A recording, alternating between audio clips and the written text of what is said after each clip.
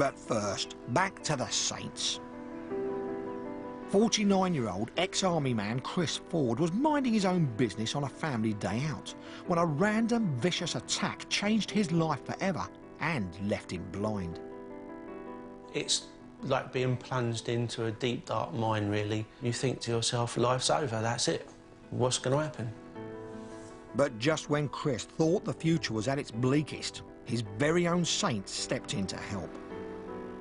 Carol Jenkins from the Dorset Blind Association introduced Chris to a world of new friends.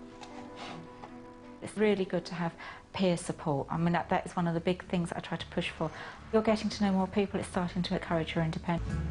Although Carol had been able to help Chris to find his feet socially, it was not enough, and now she was determined to make sure he was getting the benefit help that he needed. But how to bring up the subject to such a proud, independent man? I was quite sneaky because after the first visit to the group, I felt that I had to actually get round to see him in his home, probably as quickly as possible because there was a little bit of interest there. So I made a home visit to see him and his wife and really understand where they were at that particular time and what things they really required. Carol was taken aback at what she found when she went round to see Chris and Brenda. I was very surprised they weren't claiming any of the benefits they were entitled to. I was even more surprised to find the financial aspect that was going on in the house. And they're a very, very proud family and they don't like to claim for things. And they didn't actually realise a lot of things were their right. On the brink of losing everything they'd worked for, including the family home. For Chris and his wife Brenda, the meeting with Carol opened the floodgates. It was almost like an outpouring of all the different problems. You know, Carol just sat and listened. We told her everything that was happening. Carol discovered that Chris had tried to apply for some benefit help, but without success. He was in a very low space at that time, feeling, in his words, really quite worthless and not wanting to go through that whole experience of being rejected again. So I had made a decision, that's it, I'm not going to do anything.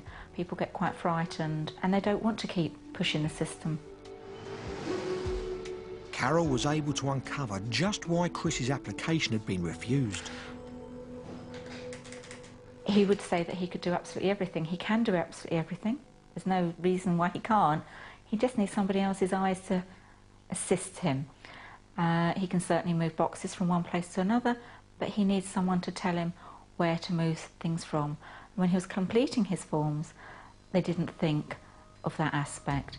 Finally, with Carol's help, Chris was able to apply for the benefits he needed and was entitled to, including disability living allowance, employment support allowance, and also a carer's allowance for Brenda.